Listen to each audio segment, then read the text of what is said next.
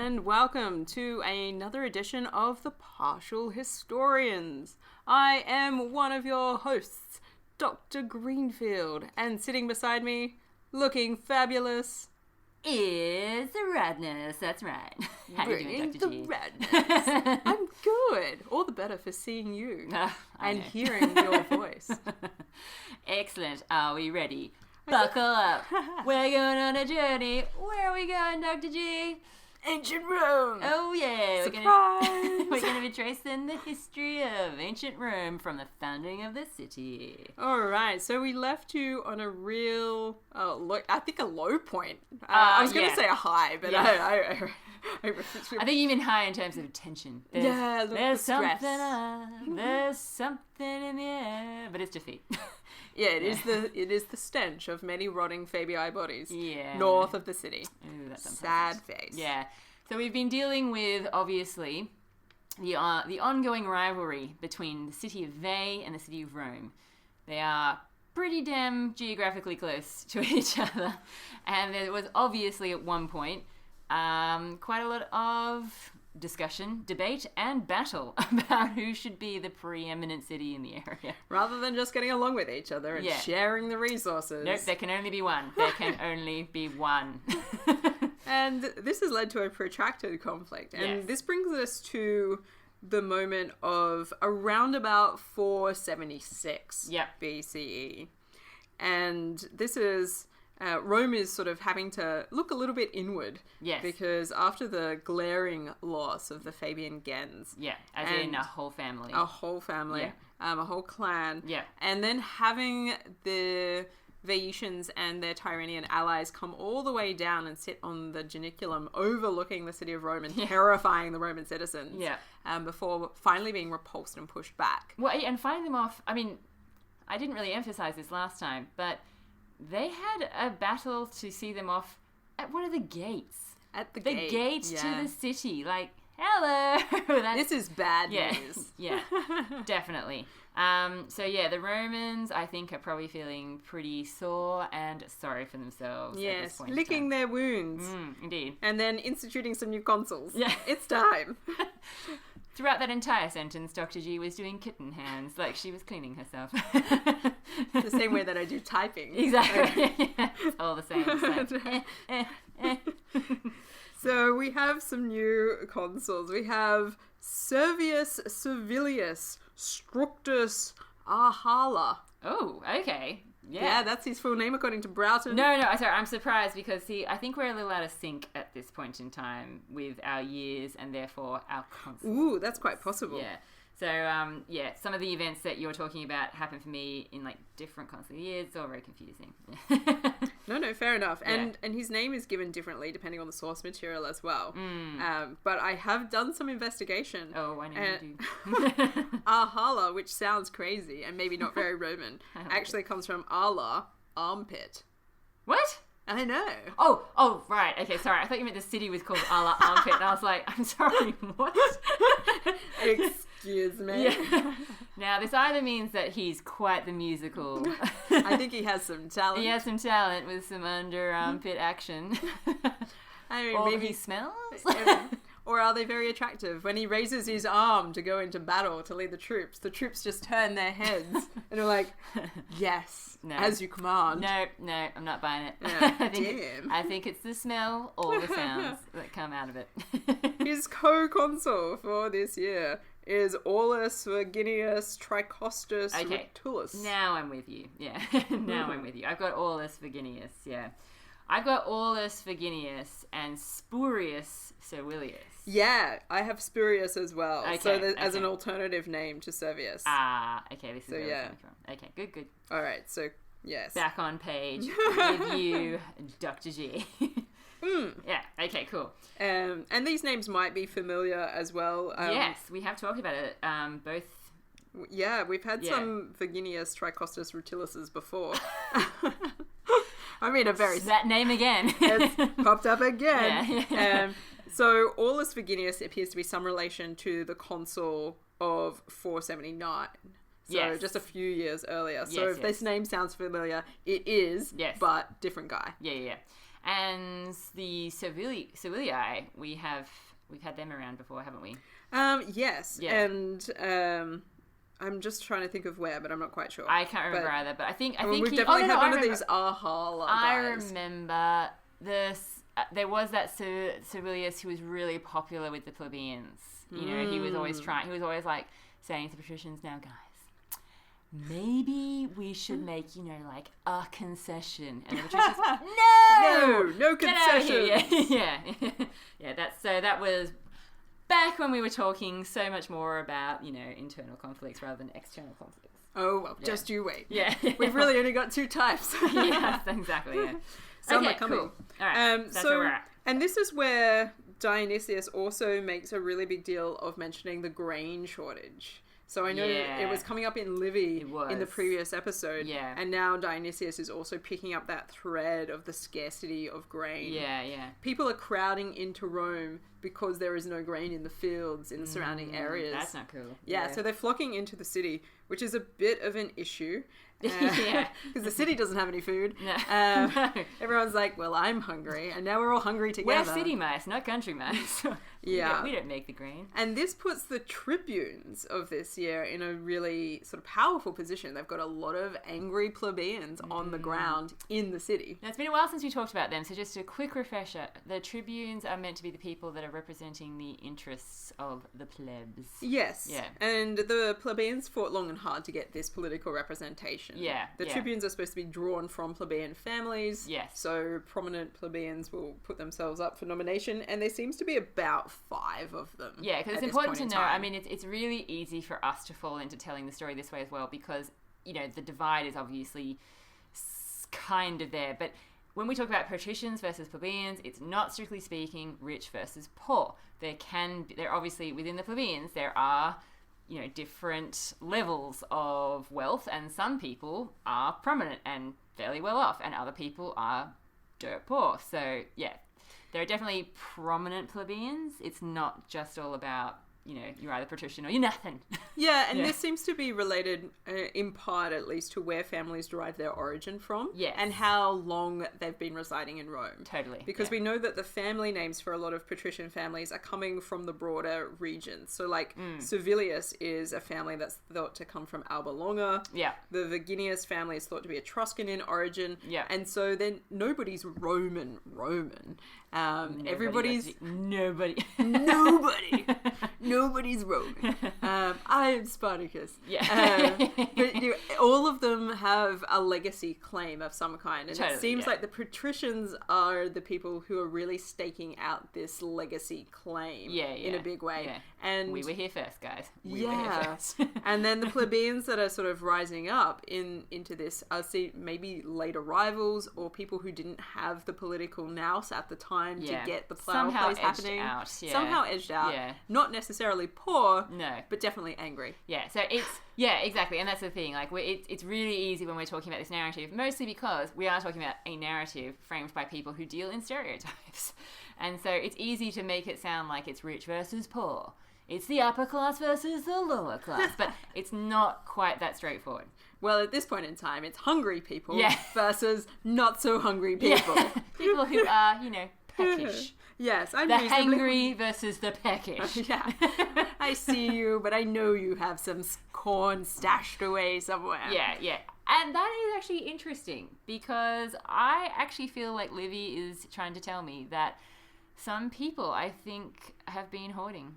I think, I think there's a little bit going on here, but I'm skipping ahead. So there seems to be some hoarding, and so the consuls attempt to remedy what appears to be the rumblings of a bit of an uprising led by the tribunes. Of stomachs. The rumbling of stomachs, indeed. Yeah. And they do send out men with money to purchase grain from neighbouring regions. Excellent idea. Yeah, and then they bring it back, and they do take this expense upon themselves, because they then subsidise the grain. And sell it at reasonable prices in the city. Yeah. Which sounds to me like a much later narrative. I see what you're saying. So I don't know if I'm going to believe this story. Yeah, so later on in Rome's history, guys, as you may have heard, Rome is famous for providing bread and circuses for the people. Bread being a grain allowance. And politicians have also, even before getting into that period of the empire and that kind of stuff, they have done things like, subsidize grain to get popularity, hand out bread, that kind of stuff. So, yeah, it's a popular politician move later on in Rome's history. It is, and I wonder if this is being retrojected back at this point. I feel like it's quite possible.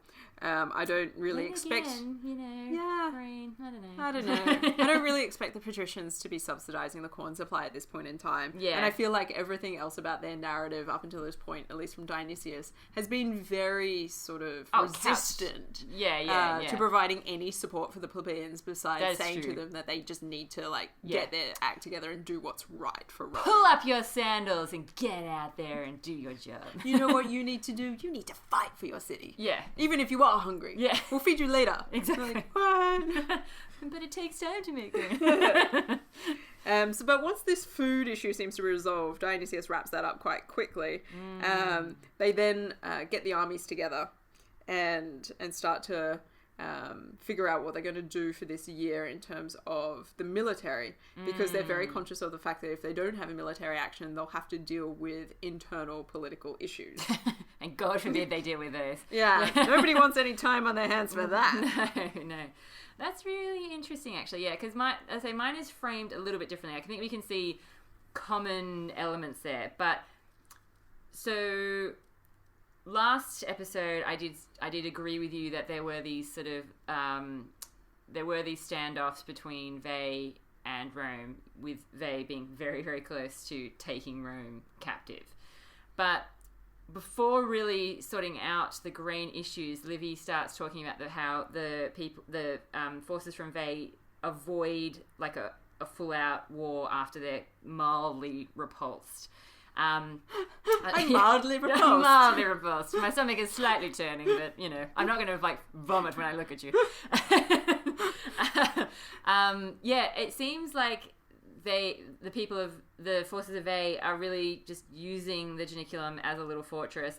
They're sending out raiding parties, which I think you kind of had before those engagements.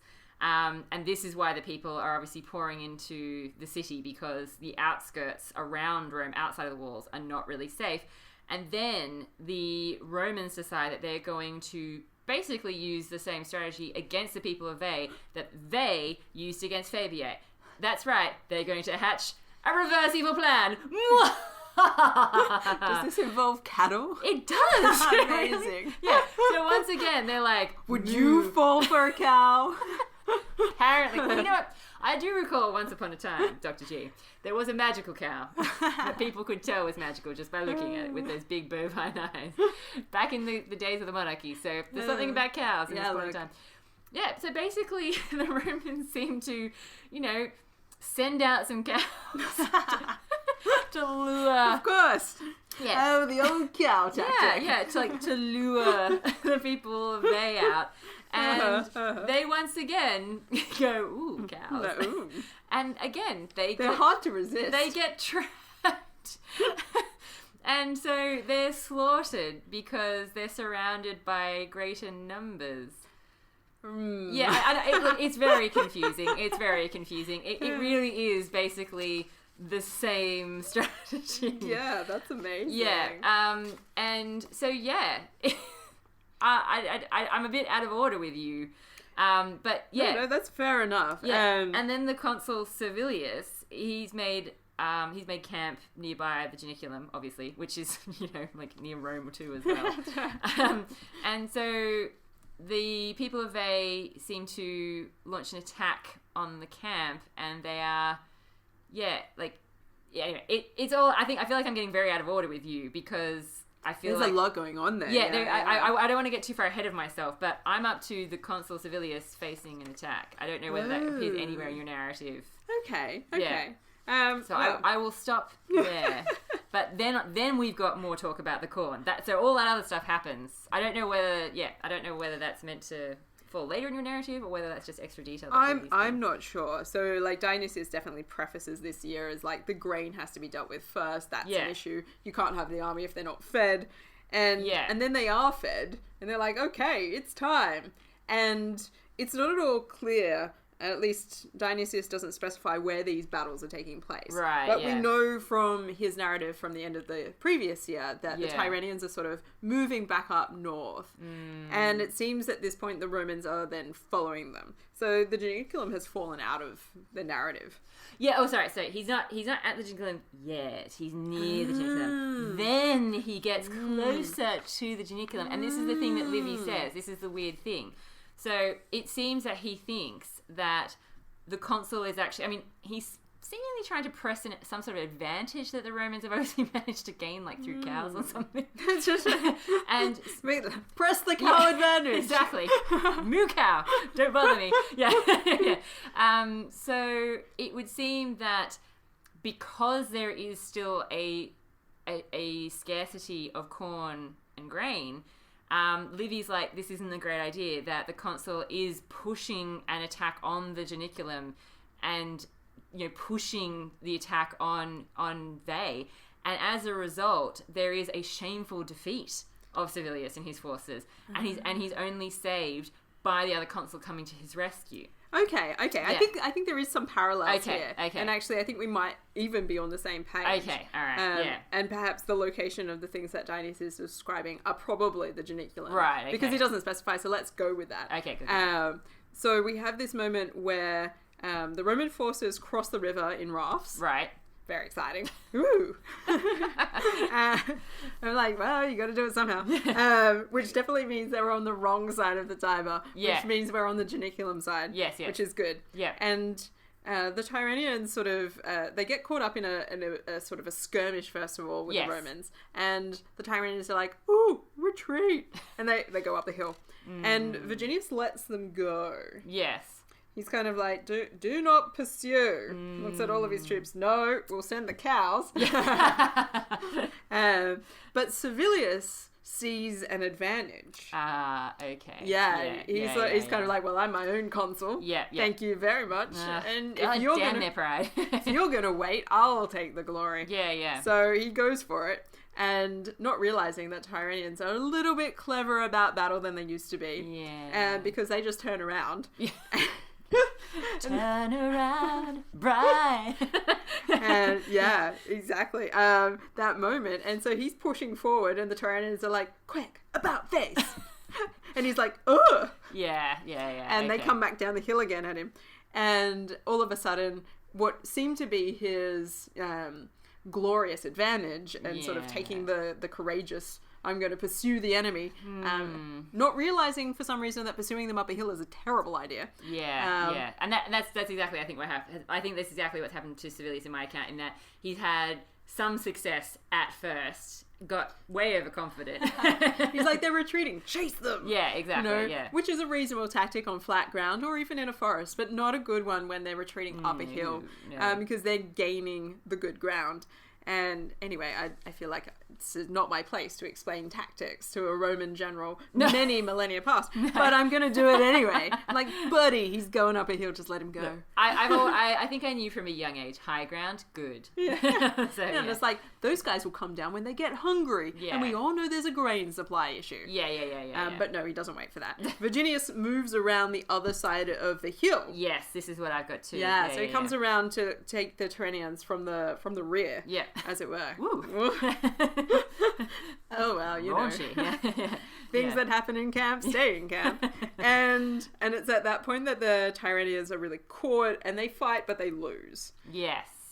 And again, I feel like, I mean, it seems very poetic that, you know, in my account particularly, you've got the cows, you've got the same tactic of them being trapped between Roman forces and then being defeated. It seems a little too coincidental. Yes. But you know, cows with guns. You know, it feels like that sort of moment. It's like, let's arm the cows. Yeah. They're going to take their own, turn upon everybody. Yeah. So the Tyrrhenians are cut basically to pieces. Yeah. The ones that are left do retreat. Yes. And the Romans are described as having gained a melancholy victory.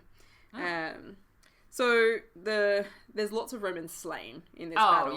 Because of the poor tactical choice. Yes. That Servilius has made. Yeah. So they could have gotten out of this with less loss of life. Yeah. And let's face it, after you've just lost like all of the Fabians. Yeah, like it's just not a good move. No. Yeah, not smart. So the Tyrrhenians and the Veetians retreat, and in the night they break camp and run away. Yeah. It's like nobody pays attention at night for some reason. They're like, let's go. And the Romans are like, wake up in the morning and be like, what? I do have to admit, if we try and consider a world without streetlights. Well, it would get darker at night then. But I feel like the noise would really carry. Yeah, I suppose, yeah. Clink, clink, clink, clink, clink. Hide the booty. Ouch, it's my foot. My gold cups are clinking against each other. Watch where you put that javelin. So I feel like how do you do it? I'm like, I know. This is one of the things that I really want to see. Especially because we know that the people of Veii don't travel light. They're glampers. Look, they like the lifestyle. So I feel like, I don't know what's going on. No, I know what you mean. But at the same time, I mean, even if you did hear it though, what are you going to do? Like, yeah, look, I don't know. Yeah. I mean, if you run at them in the darkness, you might as well just be stabbing your own people and not realize. Exactly, yeah. So it could be an issue. Yeah, so for Livy, this is basically the end of war with Veii for a while. I mean, as in... wow. No, sorry, no, I should say for a while. As in, for now. That's like the war over. Yeah. This is where he comes back to the grain. He's like, okay, so now there is peace once more. And with peace comes plenty. Corn is brought from Campania, the region kind of near Rome. The region of grain. Yeah. And of course, with peace, with prosperity, comes time to think. Comes politics and patricians and plebeians. Is that where your narrative is? Yeah, definitely. Yeah. So I have this moment just before we get into that particular issue where the Romans decide that this is not a glorious victory and it should not be celebrated and there should be no triumph or anything like that, despite it being a victory over the enemy. No consuls get to celebrate because of the loss of life. Fair call, yeah. The foreign wars being now ended. Yeah, the foreign. That is the way the translation describes it. They are, like, I get it, they're not from Rome, but... The civil dissensions begin to flare up. The war that happened just over there. So almost immediately, as soon as there's not military issues on the table, we return to the issue at hand in domestic politics. You know, I must admit, I'm kind of glad to be back in this place. It's been a while since we got to talk about some, unhappy plebeians. Let's talk about domestic issues. I really feel like, particularly when we're doing the partial peek, it suddenly draws my attention to the fact that, like, nobody's talking about what's happening to the people at home. And that's what makes me, I think, go, huh. Because you're just not getting their perspective at all. So at least when we're talking about the conflict of the orders, as stereotypical as it may be, some people are involved all of a sudden. They're not just bodies willing to die. You feel like there's at least some representation of what's happening in the minds of the citizens. Yeah, so of course Livy's like, idle hands. People start thinking about what's happening in their own lives, reflecting on the unfairness of it all. Oh, yeah. And the agrarian law. The tribunes are like, let's bring this baby in again. Let's rouse up the plebeians. Let's make them angry. Let's remind them of what they have to be angry about. Because, of course, without us, they would forget. Yeah. Now, I feel like this is where our sources might diverge. Oh, okay. Yeah. Because while Dionysius positions domestic concerns as now being on the forefront, he then goes into a story where the tribunes of this year, Quintus Considius and Titus Janucius... Yeah, I've got those people. lay an accusation against the former consul Menenius. No, they do. Yeah, they do that. I think Livy's point is that they start going, hey, so the agrarian law, that never happened. And the plebeians are like, oh yeah. And they're like, and while we're at it, Menenius. Have I mentioned Menenius lately? They're like, what about him? Yeah. No, like, he's terrible. We're on the same page. Yeah, absolutely. Yeah, so, they accuse him, don't they? Yeah, he gets called up to give an account of his conduct in the war the previous year. And fair call, I feel. Yeah, fair call. And they blame him for the destruction of the Fabii and the capture of the fortress at Chimera. Ooh, yeah. It might be a little harsh, but I get where they're coming from because he was slow. So he gets put on trial for the plebeians, and the plebeians pass judgment upon him, and they don't convict him of the death sentence. Which is what he was up for. Which is, What they instead do is impose some sort of fine. Yeah, and interesting. This is a really weird section of the narrative. It is, and I'm going to add another weird detail, which I don't know if you have. But Livy makes a point of saying that the patricians unite and stand behind Menenius. He actually says they try and defend him with no less zeal than that they had shown for Coriolanus. Wow. Yeah, and I don't know if you remember, listeners, and if you don't, please go and visit our previous episode. There's 1 billion of them on Coriolanus. Coriolanus, my God, did they put up a fight? So, yeah, that's saying something. I mean, it's obviously not quite true, as in Coriolanus gets a much lengthier defense, but I think in terms of the passion is there. Yeah. Anyway, sorry, continue. No, this is really interesting because, and perhaps this fine that is imposed upon him is the result of the plebeians' support. And they're like, well, he's up for the death sentence. Can we do something else? Yeah. Is there room for negotiation? Yeah. Maybe he could just pay us some money. You know, we have been starving recently. A fine might be more helpful than his death. And this seems like it's a weird sort of thing because at the same time as this is going on, according to Dionysius, the patricians are reading this kind of thing as just a build-up for more agrarian law reform. Yeah, it's a power play or something. They're seeing this as like, oh, they're starting to get their hooks into the plebeians again, those tribunes. Yeah. And they're whipping up the crowd. Well, and the next step is obviously going to be land reallotment. And they get a martyr too, because in my account, Menenius is so ashamed, even though he's not convicted of the death penalty and he's just given a substantial fine, he suicides because he's so ashamed of the conviction at all. And, he does this is... How does he suicide? It doesn't actually say. It just says that he was thrown into disorder. Sorry, I shouldn't laugh. But this is Roman virtus because, if you commit some offence where it brings shame to you, the way you can redeem yourself is by committing suicide, falling on your sword. So he does that. This is pretty intense. Yeah. So Dionysius sort of talks about the way in which he's feeling this great sense of shame, Menenius, for having this placed upon him. Yes. And he's not willing to pay the fine because it doesn't marry up to his sense of duty as a citizen. Okay, interesting. In some sense.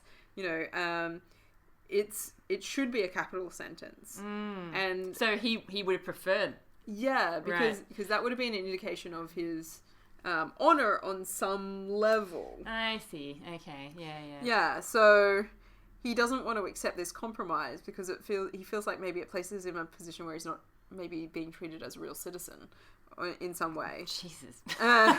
Romans. Yeah, so he stays at home apparently, admits no one, and wasted away through dejection and abstinence from food. Oh, for heaven's sakes. Okay. Yeah, he goes on a hunger strike and dies. Well, I mean, look, I feel like that, even though Livy doesn't give me those sorts of details, I do feel like that kind of marries up with, Livy does say, he's so ashamed, he's really stressed out, anguish of mind. So, yeah, it doesn't sound like a quick... it doesn't sound like he literally fell on his sword. It could marry into, the slow demise. Suicide, yeah. Oh, God, that's depressing. I don't think to me, there's nothing worse than death by starvation. Look, but I don't really know what to make of this section of the narrative, I'll be honest with you. Dear listeners, what is happening here? Yeah, very odd. I mean, it's so rare. I mean, this is the thing. In all our time talking about the conflict of the orders, it's so rare for the plebeians to actually score a hit. And they score a hit, and it's half a hit, and then the guy feels so ashamed that he just starves himself to death. And see, Livy, again, probably moving on rather quickly, so apologies if I'm doing a bit of a spoiler here, but Livy races immediately into the fact that there's also a charge brought against Spurius Servilius, the other consul, another consul, because of him being, a keen being against the forces of Veii at the Janiculum. Oh, yeah. So, my Dionysius has a lot to say about this. Okay, so I won't rush into it. But, Servilius is quite different to Menenius in that he is a bit more Coriolanus-like, in that he's like, I didn't do anything wrong, whatever. And so he's feeling pretty confident. Yeah, whereas Menenius seems to take the charge quite seriously. I feel like that may be, guilty mind. Yeah, I mean, was he dragging his feet? Well, yeah. Only he knows. Yes. Mind you, he did not necessarily know about the cows. I mean, let's not discount the role of the cows. Who could know about the cows? Yeah, exactly. Yeah. Anyway. Yeah, so that's kind of where I am at. So what does Dionysius add to... Does he have more to say about Menenius? No, that's the end of the year as far as he's concerned. So he moves on with the narrative. Okay, good. Me too. Yeah. So this brings us to circa 475 BCE. Do you have Gaius, Nautius, and Publius Valerius? Yeah, okay. Publius Valerius Publicola. Son of the famous Publicola. Oh, yeah. I don't think we've had a Nautius before, though. I don't think we've had a Nautius before either. No. But apparently, the Nautius patrician gens takes its history from Nautes, the companion of Aeneas. Nice. Okay, so definitely an ancient family. Yeah, and this is the guy to whom Diomedes surrenders the Palladium. Ooh. And I love the Palladium because it's one of these objects that ends up in the Temple of Vesta. Ah, of course. I'm leading up to something exciting. Back to Vesta. My eyes light up. So Nautius Rutilus. Apparently, Gaius, Nautilus, Rutilus. Yeah. Okay. So these two guys, both new to the consulship, very exciting. One with a highly distinguished and political family in the Publicola line. Yep. One with a highly mythological family. Yeah. Just, me and my buddy Aeneas. Yeah, exactly. Dude. Son of Aphrodite. Whatever. It's happening. Yeah. And immediately, almost immediately, as the tribunes are brought in as well. So we've got some new tribunes, Lucius Cadicius. Yes, I've got that. And Titus Statius. Titus Statius. Sorry, Titius. Titus Statius. Yeah, Titus Statius, yeah. They accuse Servilius, or Spurius Servilius. Yeah. The consul of the preceding year. So the one that served with Menenius. Yes, yeah. The one, so with Verginius. Yeah. And they bring him to a call for account, not for any particular crime, it seems. Oh, okay. Well, mine is definitely misconduct in the battle against the forces of Veii. Yeah. Yeah, see, this might be Dionysius's lead into a very long and potentially boring speech that Servilius gives in his own defense. Okay, yeah. So he's accused of, to discuss his bad luck. Yeah. Bad luck of what, being accused? Not for any crime, but to talk about how badly he did everything in the battle. Where he pursued the Tyrrhenians up the Janiculum. Yeah. And then caused a lot of loss of life for the Romans in the process. Okay. They're like, you want to talk about that, buddy? I think that's why Livy's a much abbreviated version, of course, rather than giving me a lengthy speech. He just says that Servilius faced off danger as he had done in the battle itself by just being hella bold.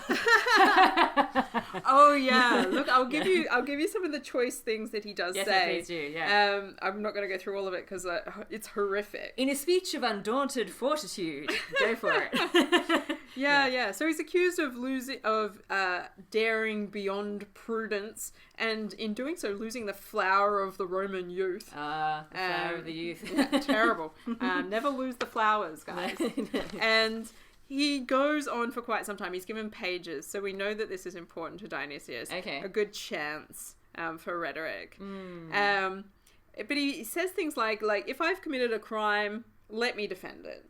If you've simply decided that you wish to punish me anyway, I'm not going to bother talking. That's his first move. Roman He's logic. like, you haven't really accused me. So I think they have. If this is just about killing me, let's get on with it. Yeah. And so he whips up the crowd in this way, and the crowd's like, no, talk, we want to hear you. Rhetoric, please. Yeah, we'd love to hear you talk. Yeah. This is what your education has been training you for. And he's like, I'm not guilty of any crime. And this is easy to see. He's like, I saved you from starvation. I sourced the grain. That was the first thing I did in my consulship. I made sure everybody was fed. Well, so you can't say I don't love the Roman people. Can't say that. And everyone's like, But you know, the dead flower, youth. Like I am alive. I suppose that is good. Yeah, good point. And he's like, and I won that battle against the Tyrrhenians. They fled. Did you see them leave? Are they here now? No. And he's like, so let's think about that. Sometimes great victories come at great cost.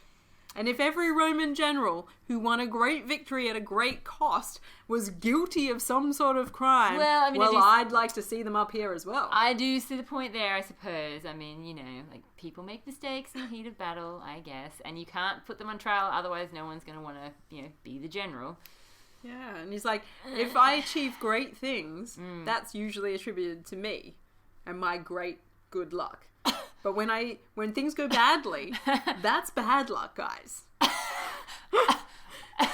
Sorry. I'm like trying to process this, and I feel like I find it amusing. Can anybody really be accused of having bad luck? Well, you know, this is the sort of like the rhetorical gymnastics he's engaged in. Yeah, I mean, in my account, he's charged with misconduct, so yeah, you can, yeah. Yeah, look, and like he refuses all of these things. Yeah, see, in Livy's account, he seems to mostly resort to the fact that he does talk about, you know, like, you guys are alive, you know, because of me. Like, you have tribunes to bring accusations because of me. Like, because of me, your world has kept on turning, in other words. And he accuses them of being responsible for the death of Titus Menenius, who's obviously meant to be awesome. And also the fact that, you know, Menenius is from this family that, you know, have brought the plebs back into the fold, and what did they think about that? And his colleague of the previous year, Verginius, is brought in to bear witness, and he seems to be like, yeah. He's a solid dude. Yeah, exactly, yeah. Made a mistake, but I backed him up. Yeah, exactly, yeah. It's all good. It all worked out well. And Livy definitely says that the thing that seems to sway the people the most is this idea that, you know, Menenius was maybe given a bit of a raw deal or something. Even though I don't see how that's possible. He chose to commit suicide, whatever. Suicide is a raw deal, yeah, though. Well, it is, but it's not inflicted by the people. Oh, but the people drove him to it. Don't give you Yeah. Yeah, so like one of the things that I find quite disturbing about this particular speech, and because in my account, he's still going. He's got some more to say. Oh, of course he is, yeah. He makes this about, he sees this as a cover accusation to really get at land allotments again, which he finds offensive. And he's like, how dare you place me in this kind of danger when really we all know that this is about the land. See, interestingly, Livy does not bring that up. So, yeah. I mean, he's brought it up to begin with as a weapon, but... yeah, it's interestingly not really part of my narrative at all. I wonder why Dionysius is so much more obsessed with the land I wonder if he was hungry when he was writing this book. You know what they say? Don't ever shop when you're hungry. Don't write long speeches. Yeah, don't get into your rhetorical speech. Not when you're cooking bread. No. But I think the most disturbing aspect of this speech is the moment that he says that the plebeians have pursued these issues in the wrong way.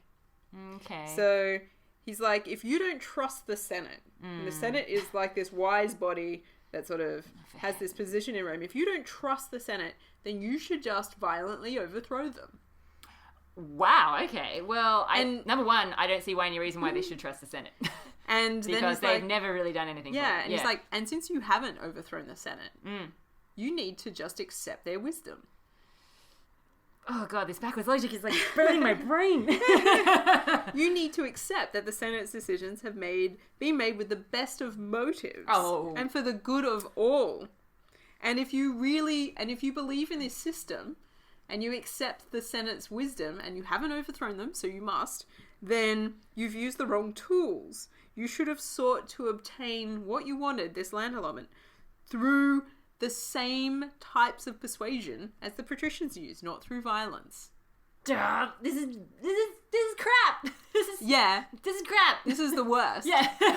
Sorry, I don't have any other words for it. I'm trying hard not to swear violently. And I've summed this up by this reminds me of so many things that happen in modern politics as well, where you say to people who are disenfranchised, you were using the wrong tools. Yeah, and it's your fault. It's all your fault. It's your fault for not having the right tools to change the mechanisms of the power structure. Yeah. And those people are locked out of those tools. It's like plebeians are not getting trained in rhetoric or persuasion or holding political positions, so they can't argue for their perspective in the same way. So obviously violence is the solution. Oh, this is so frustrating. And then you've got this guy who gets up in front of you who's like... From this freaking entitled... Yeah. Being like, you should be using the arts of persuasion to get what you want. While the plebeians are like, I'm literally starving and I haven't had an education. On top of which, I mean, hello, how many times have the tribunes tried to be persuasive, tried to speak up for them, and the patricians are always like, yeah, but no. I mean, so frustrating. Yeah, and it's not like the plebeians. The plebeians have really tried to fight this through the tribunes. Yeah, allowing people who have had that rhetorical training to do the defense legwork for them. In a way, the tribunes are a bad thing, because at this point in time, the patricians are giving themselves massive pats on the back for giving them the tribunes and being like, they have a voice, they're not disenfranchised, they're part of the process, they're part of the solution, not the problem, blah, blah, blah. And really, they've still got this massive group that are massively challenged politically. They don't have the rights they should have. They don't have the representation they should have. It's really killing me. Sorry.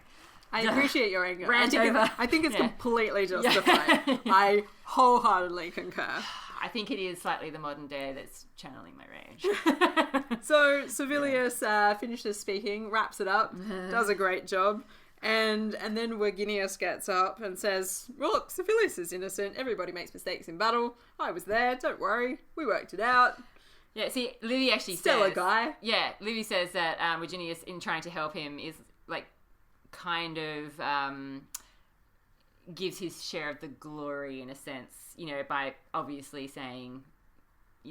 oh, I couldn't have done this without him, and he did that, and he did this, and blah, blah, blah. We drove them off together. Yeah, exactly, when really it was mostly him in Livy's account. I know that this probably isn't actually what this guy said, but it is so frustrating. But it is very, and you can see the echoes of it through history, where people in power are kind of like, this is the way you should do it if you want to have these things. And it's sure, you're totally locked out of this system, but nonetheless, this is the system. Get with it or go home. Yeah. Don't get with it, guys. Fight the system. Yeah. Anyway. So, Servilius is acquitted and no tribe votes to condemn him. What a douche. And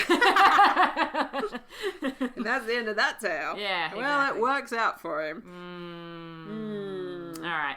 Okay, well, I guess that's probably a good point to potentially wrap things up for the time. Yeah, I think so. Okay. Alrighty then. Well, okay, I'm actually quite dizzy with rage after that. Ooh, this will lead to some interesting partial picks, I think. know, that's right, dear listeners. It is time for the partial pick.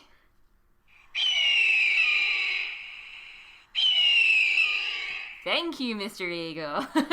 Oh, yes. All right, Dr. G. All right. What's our first category? Military clout. Okay. Well, I mean, it's definitely better than a 1. Well, they have chased off the enemy. That's true. And according to Livy, temporarily, well, for now, that chapter is closed. I guess it's probably, I don't know, like a 5 or a 6? Ooh. Well, it's not a great victory, is it? No. I mean, they do have a lot of loss of life. There were cows, though, Dr. G. Oh, there were cows, yeah. Look, maybe a 5 then. Okay, all right. So we got a 5, all right. Then we've got... Diplomacy. Okay, now we agreed last time this was external diplomacy, wasn't it? It's got nothing to do with internal. I don't think so. Yeah, diplomacy has to be foreign. It's going to be low on the scale, surely. Yeah, there's no negotiations or nothing, yeah. So nothing? Well, they don't talk. If they don't do anything. No. All right. Expansion. Nope. Just their own territory back, really. Yeah. Virtus. Now. Okay, here I feel like we've got something to work with. So according to Roman standards, I feel like what Menenius did was an example of Virtus. Sacrificing himself? Yes. And trying to redeem, and succeeding. according to the way the Roman people seem to react to it. So, yeah, redeeming himself for shameful actions committed in the past by committing suicide. Now, Spurius. Oh, yes. Well, I feel like with Servilius, the patricians would probably say he had demonstrated a lot of virtus. I agree, because he's basically up himself and a massive douchebag and insults all the plebeians. Really ballsy. Yeah, exactly. That's the kind of thing that the patricians love. Yeah, so I don't know, like, do we want to go like a 7? Ooh. I know it's high, but I mean, I feel... Yeah, okay. Two people demonstrating what Romans think is good manliness. Well, yeah, exactly. I mean, that's why they're in the spotlight in this episode. So. Indeed. Yeah. All right. Citizen score. Ooh, okay. I feel like this isn't going to be good either. Yeah, this is a bit low down on scale. I mean, they've got some grain. They have got grain. They're no longer starving. Huzzah! Yeah. Turns out the guy that got them the grain is a douchebag. Yeah, that's right. Would you accept grain from this man? I agree. I was hungry, yes. They're not starving anymore. And look, I guess on the positive side, the tribunes do seem to be doing their job. And in the background of all of this is the idea that land reallotment is on the agenda. Still, even if it's not in the foreground of the narrative, it's definitely lingering there and everybody's thinking about it. And this is, I think, is another key message for people of modern times. Don't give up. The powerful never give up their power willingly. It takes time to chip away and change the system. Oh boy. Oh yeah. So they are chipping away. They're chipping away. They're chipping. Yeah. There's a lot of chips going on. So maybe a 3? Yeah. I mean, I feel like we're really dealing with very stereotypical plebeians at this point in time, in that they're just like, they're getting mad. The tribunes are directing their anger down a certain pathway to get what they want. It achieves some result. But then the plebeians are, as usual, made to feel guilty. And it's difficult as well, because obviously these narratives are written at a high level. Really. And this group is sort of treated as they're just as like a single category. And we know that there's like over 100,000 of these people. Completely. And of course, like, I mean, the likelihood of Livy and Dionysius having really any record of what these people were actually feeling is slim to none. And to what extent they would care. Well, exactly. Coming from an elite position, they're just a stereotypical blob. Yeah, so, but from what we're told, I would say 3. It has to be a 3. All right, a 3. So that gives us 15. It does. Woo! Yeah. We made it past Rome, 5. You've exceeded expectations for this episode. Haven't hit the pass mark yet. Not even close. But 15 out of 50 golden eagles for you today, Rome. You are rebuilding. Making a comeback. Yeah, well, I feel like we have got some happier times ahead. Like, there is going to be some stuff, that's more in the positive. Oh, just you wait. The tantalizing future of the past. Yeah. That's what we're all about at the Partial Historians. So, okay. Well, on a slightly better note than last time, Dr. G, I think we wrap up. I bid you adieu. Well, thank you.